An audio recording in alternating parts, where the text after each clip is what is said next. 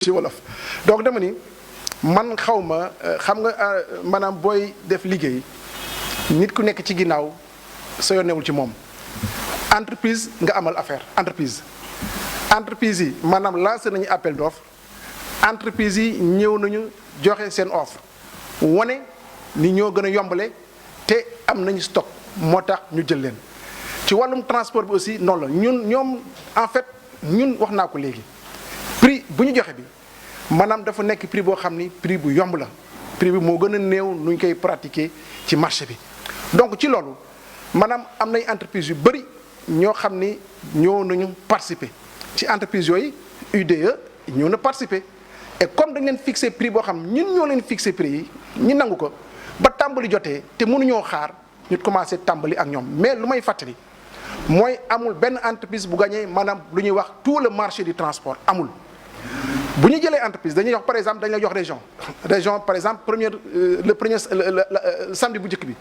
dañuy wax région de Ziguinchor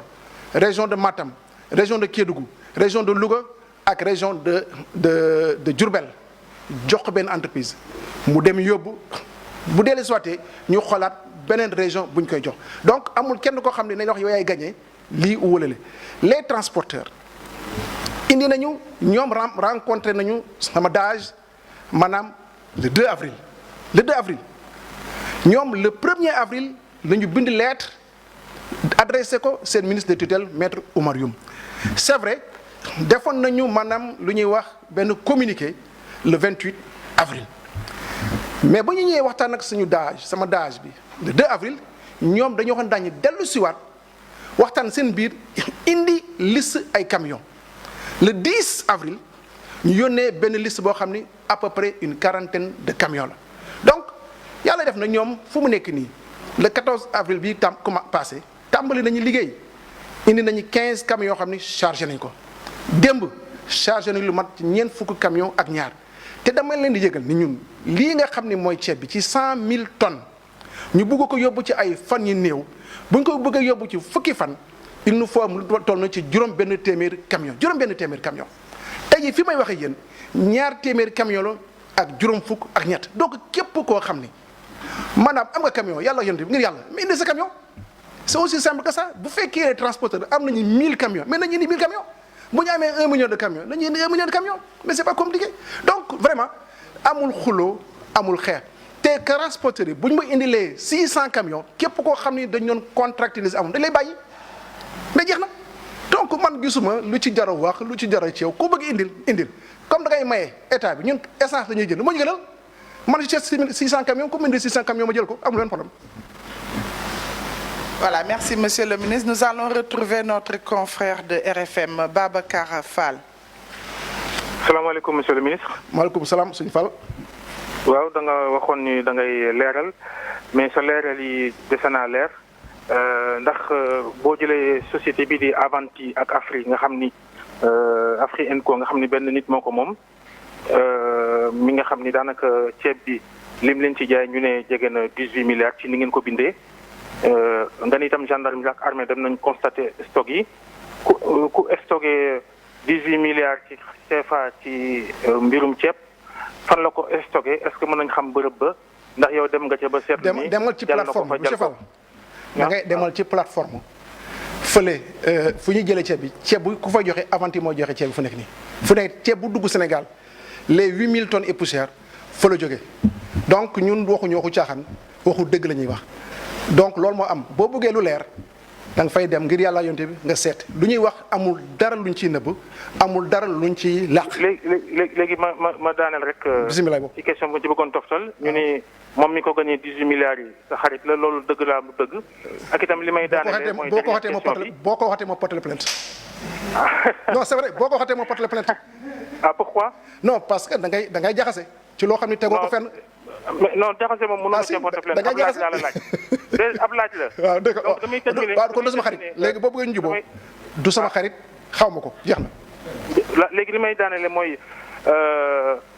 ak li nga bokk ak Macky Sall yaakaaroon ni coow li toppoon Karim Wade te ANOCI ak Sindiély ca Sesman waaju lay toppam jërëjëf monsieur le ministre. jërëjëf ci sa question bi. Voilà, Monsieur le ministre, nous allons passer à la troisième série de questions relatives au budget et à son utilisation. Quel est finalement le coût réel du transport, de la manutention et du chargement? 6 milliards, 3 milliards 5 ou 1 milliard? Alors 6 milliards yi man xam fu mu jógee wax dëgg yàlla man dama toog ba si ak dégg 6 milliards jéem naa def mode de calcul bi nekk xaw ma fu 6 milliards yu mën naa wax ni le coût du transport mënuma sax joxe réellement coût bi fu mu toll parce que dafa am ñoo xam ni dañu am seen camion ñu ko jox ñuy jënd carburant di ci def ñu yóbbu dans les régions donc fu mu toll nii wax naa démb maanaam y a 47 camions yoo xam ne ou 42 mettre nañ ko à notre disposition ak acteurs yi am na de bonne volonté yoo xam ne jël nañu seen ay camions jox ñu ko mais bu fekkee teniruñu compte maanaam ci loolu yëpp ñu def une petite simulation ni en moyenne maanaam à peu près camion bu nekk 40 tonnes la bu ñu defee simulation boole ci toutes les régions du ñu dépasser 1 milliard 800 compte tenu de la manutention parce que jàppale ni manutention bi au chargement du ñun ñoo koy fay mais par contre déchargement au niveau du commissariat moo koy fay te am na beneen phase boo xam ni am na parce que le transport les livraisons dañ ko def ñaari phase première phase mooy ñu jëlee ko ci fournisseurs yi yóbbu ko au niveau des magasins du commissariat à la sécurité alimentaire ak au niveau des casernes bu ñu amee suñu stock yëpp ba mat ba pare ci lañ koy yóbbu au niveau des points de distribution te loolu aussi beneen coût la mais man gëm naa bu ñu boolee coût yooyu yëpp du nekk loo xam ni dana sori les 2 milliards ça c'est loolu lañ ci yaakaar boole ci les manutentions donc 6 milliards yi moom xaw ma ku doon gént waxu 6 milliards mais vraiment ça n'a rien à voir et xaajul egg foofu je ne pense pas mu dépasser en tout cas bu ñu boolee les deux phases de transport plus de 2 milliards ça c'est clair. Monsieur le ministre, nous allons retrouver Aliou Diarra, DTV, qui a une question à vous poser. D'accord. Bonjour, monsieur le ministre. Bonjour, monsieur Diarra. Aliou Diarra, rédacteur en chef de la DTV. Monsieur le ministre, pourquoi pour l'aide alimentaire à l'image des bourses familiales ne pas avoir tout simplement envoyé directement l'argent aux bénéficiaires? Maanaam ndimbal bi ngeen jégal néew doole yi ko yelool lu tax monsieur le ministre defu leen comme bourse familiale yi rek maanaam yónnee xaalis bi directement gënul woon simple ëppul woon sutura est-ce que mu la woon éviter tamit coow bi la topp nii. non même boo ko yónnoon xaalis aussi coow day am bon mais option la jàpp leen ni option la parce que jàpp nañ ni xam ngeen am nañu expérience ci transfert monétaire ak lu ñuy wax les bourses familiales yi nga xam ni ñetti weer bu nekk ñu ko moom dañu am lu toll ci maanaam juróomi junne donc lii dañ ni dafa nekk mbir bu ñu bett bu ñu bett bu dal monde bi dal Sénégal donc ñu yaakaar ni boo joxee maanaam borom njël bi boo ko joxee dund suukar ceeb dëwlin ci loo xam ne dana ko war a mën a téye weer moo gën a wóor ko jox ko koppar yoo xam ne da koy téye parce que koppar expérience dafa wane ni boo ko téyee xëy na di nga ci dem def ay dépenses de prestige doo ko dugal foo ko war a dugal donc loolu moo tax option bi nga xam ni mooy jël dund gi maanaam jagleel ko ñooñu mooy option bu ñu jël et yaakaar nañu option boobu boo seetee daal ci dans le monde bëri na ñuy def option yi donc appui alimentaire donc vraiment noonu nañ ko jëlee du leneen.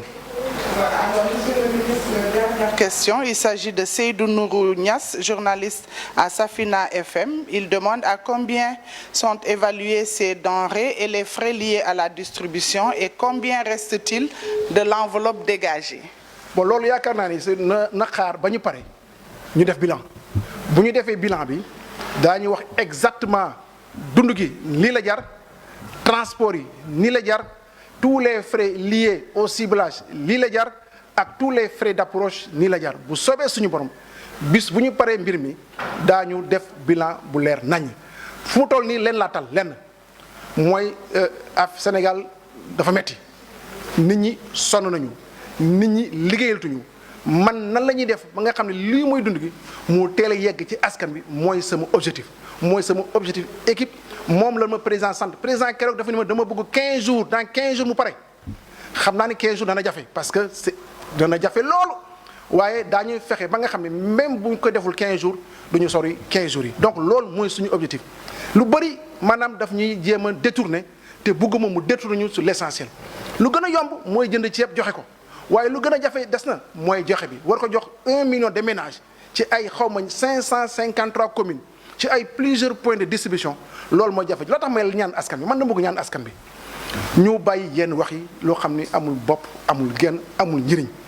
nañu ñëw ku ci nekk loo mën nga dem bokk sa commune nga jàppale la société civile mën nañoo ñëw jàpp ci mbir mi moo gën wax ji wax c'est pas la peine amul nécessité lu am solo mooy nañuy fexe ba jàppale les communautés de base les comités de base les comités au niveau des communes ñu def les choix nécessaires les choix appropriés jàppale volontairement la distribution mais je pense loolu moo am solo leneen yépp ci jamono ji nga nekk nga xam ni nit ñu sonn nañu liggéeyatuñu xëyatuñu mais lii mu am solo mais wax ji bëri ji vraiment jaru ko. Monsieur le ministre, en français s'il vous plaît. Non, je voudrais tout simplement lancer un appel à l'endroit de toutes les couches de la population. Nous sommes dans une situation très difficile, dans une situation très compliquée, où donc les effets de cette pandémie vraiment impactent durablement, en tout cas profondément, donc la vie des populations. Et c'est le moment opportun donc de la solidarité, de l'union des cœurs autour de cette question. La partie la moins compliquée, c'est l'achat et l'acheminement des denrées. C'est la moins compliquée, c'est la partie la moins compliquée. La plus difficile, c'est la distribution, les activités liées au ciblage, les activités liées à la distribution. Et en ce sens, moi, je lance un appel à l'ensemble de la société sénégalaise, à la société civile, de consacrer son temps sur l'essentiel. L'essentiel, c'est comment, en tout cas, participer à cet élan de solidarité, comment accompagner les sous-comités de ciblage, comment accompagner les comités de ciblage dans la stabilisation du RNU, dans le choix des ménages du Delta et aussi dans la distribution. Et moi, je pense nécessairement qu'il est tout à fait possible pour les uns et pour les autres de venir s'impliquer volontairement, effectivement, pour atteindre les objectifs, pour atteindre les cibles. C'est cela qui vaille, rien d'autre ne vaille. Franchement, être là, à cogiter, à parler, à parloter, à conjecturer, ce n'est pas nécessaire. Ce qui est important, vraiment, c'est l'atteinte des objectifs dans un temps restreint. Monsieur le Président de la République m'a fixé un délai très court. Il m'a dit 15 jours. Je sais que c'est un délai très difficile à tenir, mais si tout le monde, en tout cas, nous prête main forte, je pense fondamentalement que nous allons atteindre nos objectifs. C'est cela qui vaille et rien d'autre. Merci, monsieur le ministre. Je vous remercie beaucoup.